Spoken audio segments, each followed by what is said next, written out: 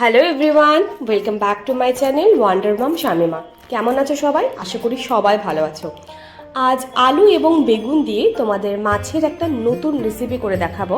তো প্রথমেই আমি এখানে রুই মাছ নিয়ে নিয়েছি। মাছগুলোকে নুন ও হলুদ দিয়ে এইভাবে ম্যারিনেট করে রাখলাম।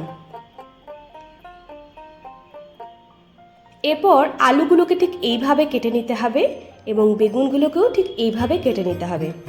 এরপর পেঁয়াজ, রসুন এবং লঙ্কার একটা পেস্ট বানিয়ে নিলাম এবং আদা রসুনের একটা পেস্ট বানিয়ে নিলাম। এরপর একটা ফ্রাইং প্যানে আমি সর্ষের তেল নিলাম। এখানে আমি ফরচুন সর্ষের তেল ইউজ করছি এবং মাছগুলোকে ঠিক এইভাবে ভেজে নিলাম। মাছগুলো ভেজে নেওয়ার পরে এবং আলু এবং বেগুনগুলোকেও আমি ভেজে নিলাম।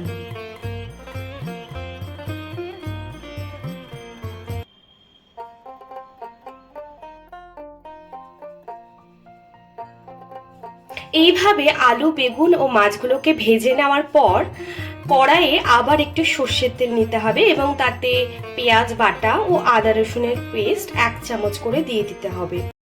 মশলাটা এইভাবে সামান্য পরিমাণে নাড়াচাড়া করার পর তাতে নুন, হলুদ গুঁড়ো, ধনে গুঁড়ো, জিরে গুঁড়ো এবং লঙ্কা গুঁড়ো খুব সামান্য পরিমাণে অ্যাড করতে হবে এবং যখন মশলাটা সামান্য পরিমাণে কষা কষা হয়ে যাবে তখন তাতে ভেজে রাখা আলু, বেগুন ও মাছগুলো অ্যাড করতে হবে এবং আবারও ভালোভাবে নাড়াচাড়া করতে হবে এবং সামান্য পরিমাণে জল অ্যাড করতে হবে। জলটা যখন ফুটতে থাকবে তখন তাতে সামান্য পরিমাণে ফিশ মশলা অ্যাড করতে হবে এবং তারপরেই রেডি আজকের আমার রেসিপি। তো কেমন লাগলো তোমাদের এই রেসিপিটা?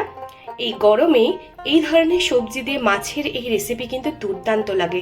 গরম গরম ভাতের সাথে খেতে অপূর্ব লাগে। তো তোমরা কিন্তু এই রেসিপিটা বাড়িতে অবশ্যই ট্রাই করো এবং কেমন হলো সেটা কমেন্ট করে জানিও। সবাই সুস্থ থেকো, ভালো থেকো। টাটা।